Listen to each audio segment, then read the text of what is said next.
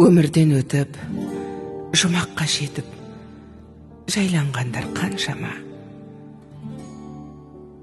Анасын сағынғандарға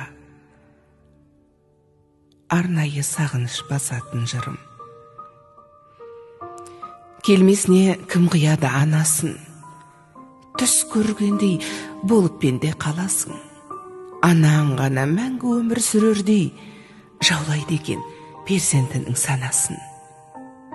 Мейлі анаң 100-ден асып кетсе де, кәрілігі қуып жүріп жетсе де, перзент үшін қартаймайды анасы, қиындықпен сынақтардан өтсе де.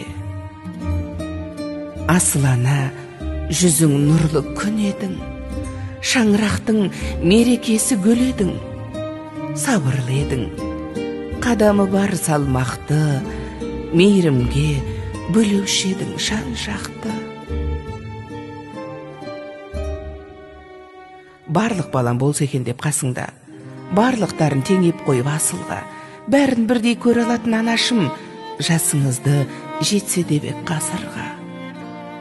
Тазалықты сүйген еді жанындай, таза жүрек қалай тұрсын сағынбай.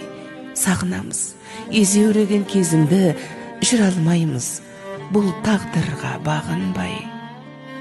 Кеттің ана, жұмағыңа білеміз, дұға тілеп еске алып жүреміз. Ақжаулығың исіңізді сіңдірген, соны иіскеп, аңсап кейде жүреміз. Даусың сенің естілгенді жібідік, сол даусыңды іздеп жаным түңілдік. Жадыраған жаның жаздай көрінген, жансыз бейне суретіңе үңілдік.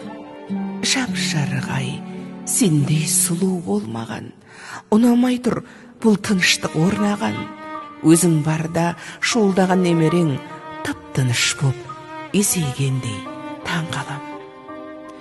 Ана жаным, ақ жүрегің кең еді-ау, қиналсаң да еш білдіргің келмеді-ау.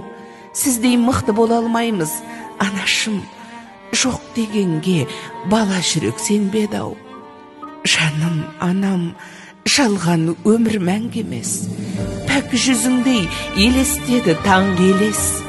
Тек жақсылық оймен ғана жүргенім, сізсіз өмір өтер бірақ мәнді емес.